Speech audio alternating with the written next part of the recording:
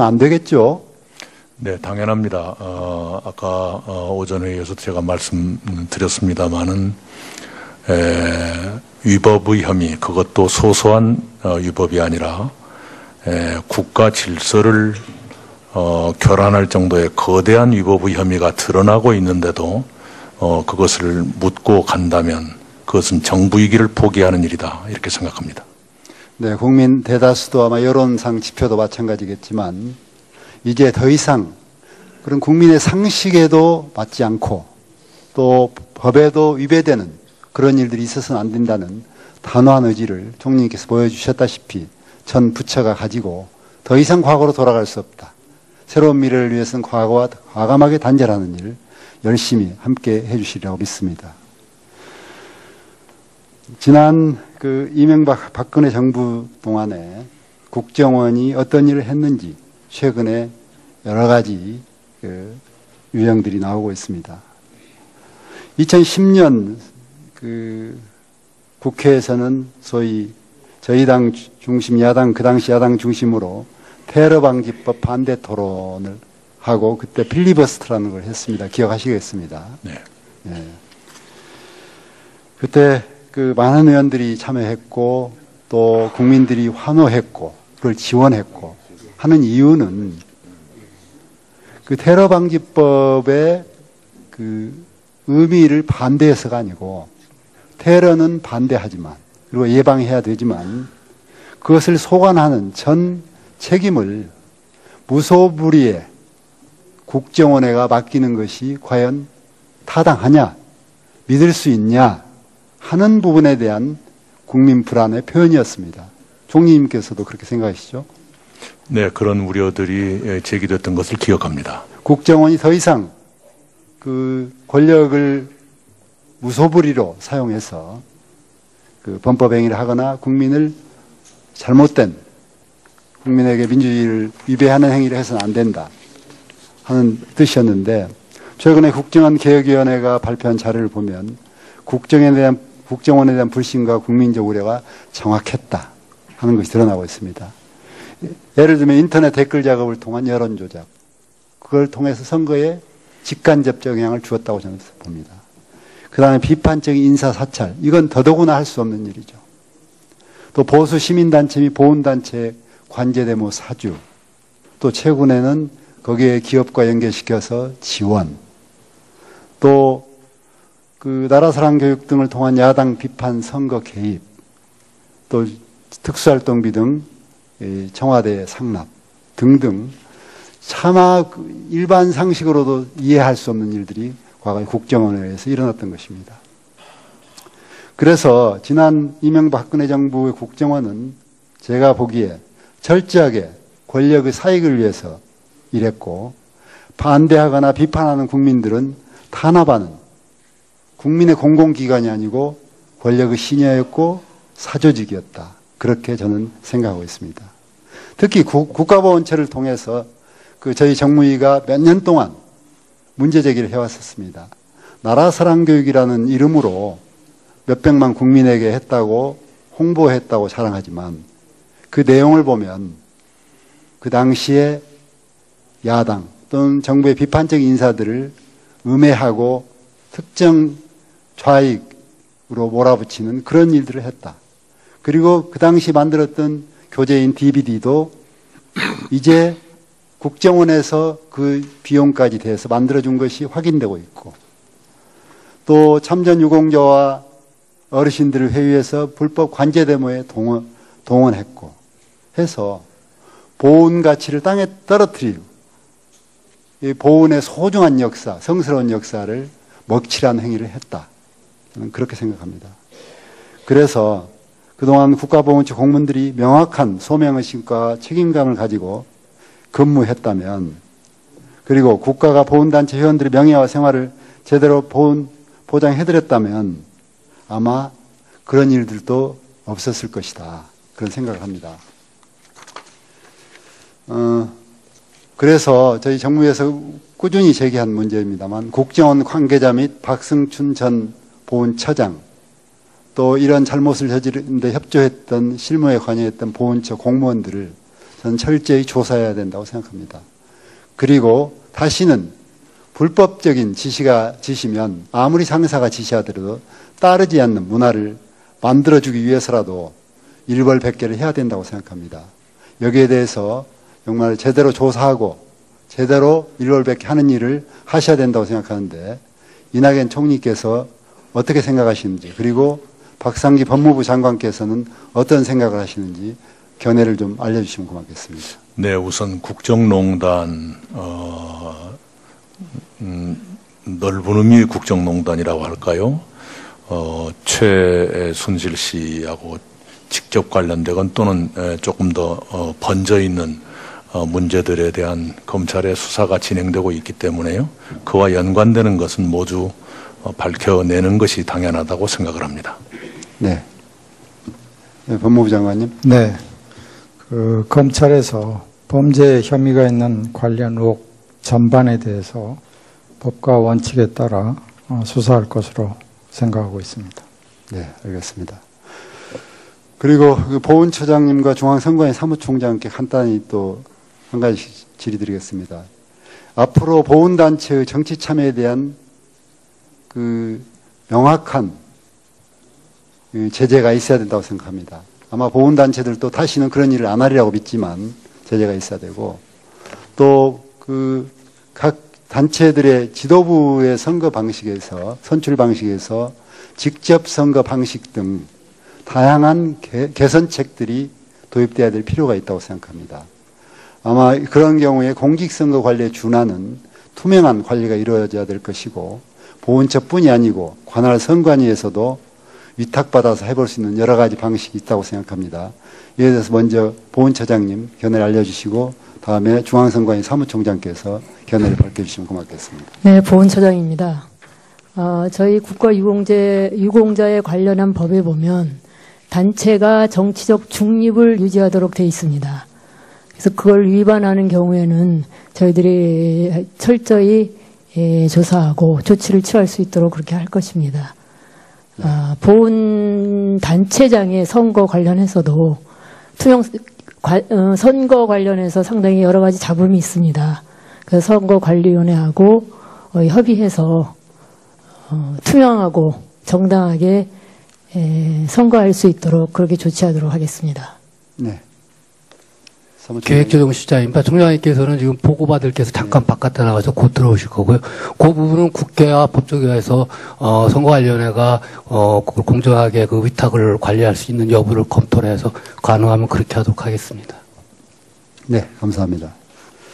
총리님 그리고 올해 그 보훈처 예산이 대폭 증액된 거 잘 알고 계시죠? 네, 11% 네. 이상 늘었습니다. 저도 정무위 활동을 지금 몇 년째 하는데 해마다 물가 인상률 이상으로 오르지 못했습니다. 그런데 올해 대폭적으로 했는데 그 내용에 대해서 함께 좀 확인하면서 몇 가지 또 말씀드리겠습니다. 대통령께서 지난 현충일 때 어떻게 말씀하셨냐면 취념사에서 애국이 보상받고 정의가 보상받고 원칙이 보상받고 정직이 보상받는 나라 이렇게 말씀하셨습니다. 그래서 대통령 말씀에 걸맞게 내년도 국가보훈처 예산이 5,500억 11% 정도가 증가한 5조 5,129억 원으로 역대 최고의 그 증액을 했습니다. 저는 이것이 약속을 지키는 책임 있는 정부의 자세라고 보고 총리님께서도 그렇게 보시죠? 네. 예. 그 국민 입장에서 대단히 감사할 만한 일입니다. 그간 그 대한민국의 보험 보상 정책이 늘 그 대상자인 그 보훈 유공자 어르신들께 부족함이 꾸준히 제기되어 왔습니다. 그뿐 아니고 한국일보가 실시한 전수조사에 따르면 독립운동가 후손 전체의 75%가 월 소득이 200만 원 미만으로 나타났고요. 참전 유공자 87%가 생활고에 시달리고 있다는 조사도 있습니다. 저는 독립 이후 제대로 된 평가와 예우를 받아야 할 독립운동가들이 친일파와 득세에 의해 뒷전으로 밀리고 6.25 전란의 폐허 속에서 국가를 재건하는 과정 중 참전 유공자들이 제대로 대우받지 못한 현실 등 국가가 그동안 책임을 충분히 못한 것이 엄연한 사실이었다고 생각합니다. 이번 국가보훈처 예산 편성은 그간 잘못된 부분을 바로잡으려는 문재인 정부 의지의 표현이자 첫걸음이라고 보고, 이에 대해서 총리님께서도 앞으로도 보훈 정책이 어떻게 갔으면 좋을지 그런 입장을 좀 밝혀주시기 바랍니다. 네, 큰 틀로 말씀을 드리면요, 우리가 평가하고 인정하고 대접해야 될 분들을 빠짐없이 대접해 드리는 것, 그것이 우선이겠죠. 지금까지 미처 몰라서 대접해 드리지 못하고 있다든가, 대접도 큰 것도 아닙니다만, 또는 우리가 발굴하지 못하고 있다. 발굴이란 표현도 딱 맞는지 모르겠습니다. 그러나 하여튼 이제까지 몰랐던 애국지사들이라든가 그런 역사의 흔적, 또 애국 그 지사의 투쟁의 기록 같은 걸 발견하고 현창한다는 것, 이런 사업들이 좀 활발해졌으면 좋겠고요. 그리고 이번에 우리가 뼈아프게 겪고 있는 것처럼 보훈 사업이 아주 엉뚱하게 나라 운운하는 그 단체의 이상한 짓거리에 쓰인다든가, 이런 일을 근절하는 것도 꼭 있어야 한다, 불가결하다, 이렇게 생각합니다. 네. 보훈처장님 간략하게 이 부분에 대해서 앞으로 어떻게 보훈 정책을 펼 것인지 한 말씀 해주십시오. 총리님께서 말씀하셨듯이 보훈 가족이 수단화되는 그런 보훈 정책이 일부 있어 왔습니다. 앞으로는 보훈 가족이 수단화되는 것 근절하고 보훈 가족이 중심이 되는 그런 따뜻한 보훈 정책을 추진할 수 있도록 노력하겠습니다. 네, 앞으로 더욱더 보훈 정책에 각별한 관심을 가져주시기 바랍니다. 감사합니다. 예, 우리 이경원님 수고하셨고요. 이어서 자유한국당 강원 원주시 갑 우리 김기선 의원님 질의하시겠습니다. 예, 강원도 원주 출신의 김기선 의원입니다.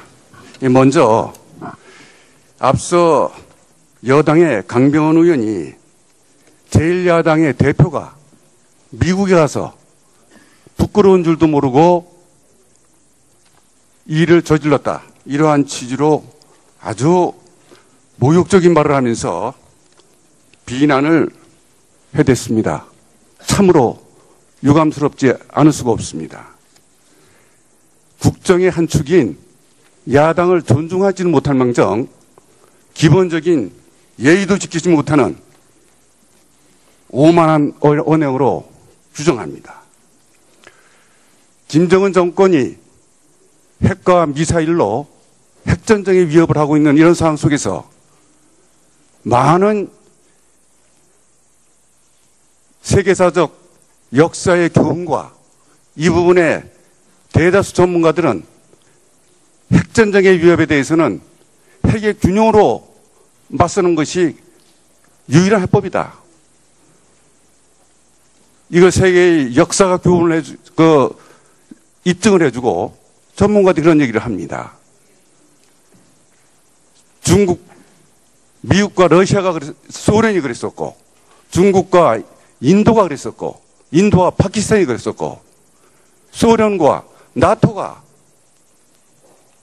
바로 핵의 균형으로 핵전쟁의 위협을 지난 60년 동안 막아낸 것입니다. 지금 김정은 집단이 핵미사일을 가지고 이렇게 엄청난 폭주를 하면서 전쟁 위협을 하고 불장난을 하고 있는 이런 상황 속에서 우리 한반도가 김정은의 핵 인질이 된 이 상황 속에서 미국의 핵우산의 허점, 이거를 제대로 보완해가지고 핵균형을 맞추겠다라고 하는, 그것이 유일한 핵전쟁을 막아내는 그러한 취지에서 가서 얘기를 하고 정부가 할 수 없는 얘기, 이런 부분을 야당의 입장에서 얘기하는 것이 국익을 위해서 무엇이 이게 부끄러운 짓을 했다는 겁니까? 총리 한 말씀해 보세요. 네, 아까도 말씀드린 것처럼요, 올해 서울에서 있었던 한미안보협의회, 저한테 말씀. 예, 이게 네. 저 다른 것이 아니고 네. 야당 대표가 가서 부끄러운 짓을 했느냐, 그걸 묻는 겁니다. 네, 그래서 아까 그 문제에 대해서는 제가 언급하는 것이 적절치 않겠다고 말씀드렸습니다. 다만 제가 답변드린 것은 금년도 SCM 한미안보협의회 직후의 한미 양국 국방장관 공동 기자회견에서 미국 국방장관이 했던 말씀으로 저희 답변을 대신했습니다. 내일 모레 트럼프 대통령이 방한합니다. 앞서 말한 바와 같이 핵과 미사일로 무장한 김정은 정권이 노골적인 핵전쟁에 위협을 가하고 있는 이런 상황 속에서 트럼프 대통령이 방한을 합니다. 총리께서도 앞서 말씀하신 바와 같이 한미동맹의 견고함을 따지고 북핵 위기를 해결할 여건을 확립하는 데 어느 때보다도 중요한 의미를 갖고 있는 것입니다. 그런데 트럼프 대통령에게 북한을 위협한 죄를 묻겠다고 하면서 민주노총을 주도로 200여 개 친북 좌파 단체가 촛불 민심으로 규정하고 반미, 반트럼프 시위를 대대적으로 전개하고 있습니다. 심지어 아주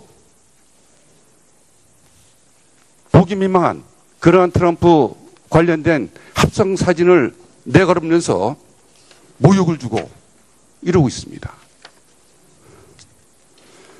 한미동맹의 신뢰를 약화시키고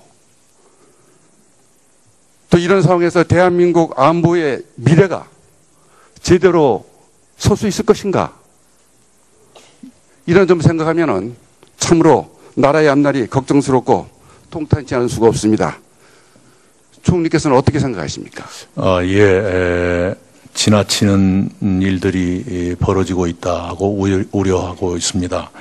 물론 미국 내에서도 이번 트럼프 대통령이 방문하는 기간 중에 일본 내에서도 약간의 시위는 있었습니다만은 지금 서울에서 벌어지고 있는 것은 도가 지나치다 이렇게 보고 있고 그분들께서 일정 선을 지키고 자제해 주시길 바랍니다. 특히 많은 국민들이 우려하고 있는 부분이 또 하나가 있습니다. 우리 문재인 대통령께서 대선 전에 후보 시절에 민주노총하고 정책 협약을 맺은 거 총리 알고 계시죠? 네. 그렇기 때문에 이번 반트럼프, 반미 시위를 이런 식으로 주도하고 있는 그 중심에 주도적인 역할을 민주노총이 하고 있기 때문에 정부가 이 시위를 암묵적으로 묵인하거나 양해 속에서 이렇게 벌어지는 것 아닌가 이렇게 걱정하는 국민들이 많이 있습니다. 이 부분에 대해서 총리께서 네. 분명히 말씀을 해 주시기 바랍니다. 네. 특정 단체의 이런 행동에까지 정부가 동의하고 있다는 것은 지나친 해석입니다. 오늘 행정안전부 장관께서도 그런 행동을 자제해달라는 발표를 한 바가 있습니다. 그리고 앞서도 여러 의원이 말씀을 하셨고 총리께서 답변을 했지만은 바로 트럼프의 방한을 앞두고 사드 추가 배치 않겠다, MD 편입 않겠다, 한미일 동맹 않겠다. 흔히 얘기는 삼불 입장을 중국에 약속하고 다짐을 해주고 이렇게 추진했다라고 하는 그러한 중국 측의 언론 보도가 지금도 계속 나오고 있습니다. 이거 참으로 이렇기 때문에 안보 주권, 이 죽느냐 사느냐 이 문제가 걸려 있는 안보 주권을 중국에 허락받고 하는 거 아니냐 이런 걱정들을 국민들이 여전히 많이 하고 있습니다. 백악관에서도 이 문제와 관련해 가지고 우려하고 문제 제기를 한 그러한 상황까지도 발생하지 않았습니까? 다시 한번 총리께서 이 부분 분명히 말씀해 주시기 바랍니다. 네, 거듭 말씀드리지만 이번 한중 관계 복원은 미국의 양해나 도움이 없었으면 불가능했을 것입니다. 그 결정적인 증거는 한중 공동 발표문의 핵심에 해당되는 바로 이 대목입니다. 한국에 배치될 사드는 제3국을 겨냥한 것이 아니고 중국의 전략적 안보 이익을 해치지 않는다라고 하는 한국 정부의 입장이 표명됐는데 그것이 미국 측이 도와주지 않으면 그런 입장 표명은 불가능했을 것이라 생각합니다. 그리고 예. 아까 3불 말씀하셨는데 그건 이번에 처음 나온 것이 아니라 계속적으로 반복됐던 입장이고요. 그거를 네네, 중국한테 약속해주고 다짐하고 했다라고 하는 것이 중국 정부도 입장 표명이라고 그걸 수정했다는 것은 다 보셔서 아셨을 겁니다. 또 하나는요, 미국 국무부 국방 당국의 우려를 말씀하셨는데, 틸러슨 국무장관은 외교장관과의 통화에서 환영한다 그랬고 국무부 대변인도 환영한다는 논평을 했습니다. 맥메스터 안보보좌관이 한국이 주권을 포기할 것으로 보지 않는다고 말했는데요. 그건 완전히 제 생각하고 똑같습니다. 그럴 일은 없을 겁니다. 그리고 됐습니다. 네. 예. 이렇게 우리 안보 상황이 상당히 위중한 상황에서 내년도 우리 국방 관련된 예산이 내년 예산 증가율 7.1%보다 좀 작습니다. 이게 액수의 문제가 아니라 이 엄중한 안보 상황에서 이런 안보 관련된 국방 예산이 적어도 정부 전체 예산 증가율만큼은 유지하고 있다라고 하는 상징성이 국민들한테 중요한 의미를 갖고 있다. 이렇게 저는 생각을 합니다. 그래서 이걸 7.1% 수준까지 이번 예산 심의 과정에서 국회 심의 과정에서 늘려가지고 그 의미가 국민들한테 이게 제대로 알려질 수 있도록 하는 것 대단히 이 국민 이 안보 관련된 불안을 불식하고 통합하는데 의미가 있다고 생각하는데 총리께서는 어떻게 생각하십니까? 네, 김기선 의원님께서 잘 아시겠습니다만 이번 국방 예산 6.9% 인상은 2009년 이후 가장 큰 폭의 인상입니다만 그러나 김기선 의원님께서 말씀하신 예산 평균 증가율보다 0.2%포인트 낮다고 하는 것에 우려를 표명하신 그 충정은 충분히 수용할 수 있다고 생각합니다. 예, 총리님. 요즘 정부의 친노조 정책으로 중소기업이 다 죽게 생겼다. 이런 얘기 들어보신 적 있습니까? 네, 그런 우려가 있다는 것은 알고 있습니다. 바로 얼마 전에 이러저러한 정부의 압력으로 퇴진했다고 많은 국민들이 생각하고 있는 이영건 대한상인 부회장이 이런 말씀을 했습니다. 그러면서 근로시간 단축, 최저임금 인상, 통상임금 때문에 기업을 못할 정도로 힘들어하는 중소기업이 많다. 정부가 현장을 몰라도 너무 모른다. 이런 발언을 했습니다. 그리고 김인호 한국무역협회 회장은 정부가 기업 문제를 갖고 고민한 흔적을 거의 찾아보기가 힘들다. 경제는 기업이 중심이며 일자리, 분배, 복지 모든 걸 창출하는 주체가 기업이며 기업가형 국가만이 발전할 수 있다. 이런 발언을 했는데 총리께서는 어떻게 생각하십니까? 네, 대한민국에서 기업을 해오신 분들의 노고라든가 또 국가 경제에 대한 기여를 저는 높게 평가합니다. 그리고 지금 힘겹게 생각하시는 것 또한 충분히 이해를 합니다. 그러나 이 시대의 상황이 저임금 근로자를 이대로 방치할 수 없는 상태에 와 있고 양극화의 심화 또한 이대로 내버려 둘 수가 없는 상황이란 건 기업하는 분들도 충분히 아실 겁니다. 그래서 기업을 하시는 분들께서 정부와 함께 이 시대의 요구, 시대의 어려움을 함께 극복해 나가는데 지혜를 모아주기를 간곡히 부탁드리고 싶습니다.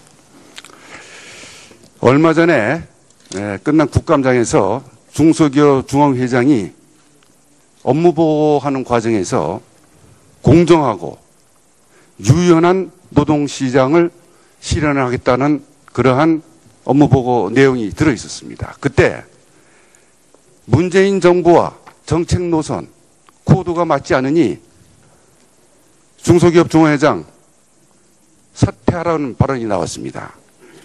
총리께서는 이런 코드가 맞지 않으니까 중소기업 중앙회장 사퇴하는 것이 바람직 같다고 생각하십니까?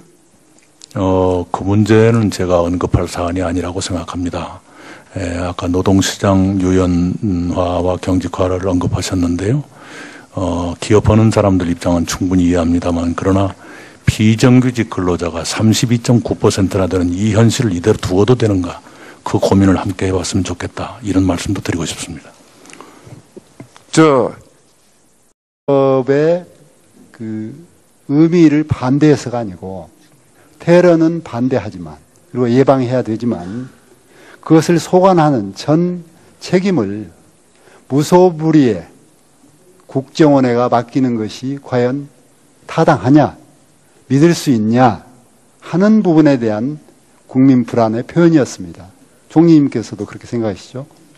네, 그런 우려들이 제기됐던 것을 기억합니다. 국정원이 더 이상 그 권력을 무소불위로 사용해서 그 범법행위를 하거나 국민을 잘못된 국민에게 민주주의를 위배하는 행위를 해서는 안 된다 하는 뜻이었는데 최근에 국정원 개혁위원회가 발표한 자료를 보면 국정원에 대한 불신과 국민적 우려가 정확했다 하는 것이 드러나고 있습니다.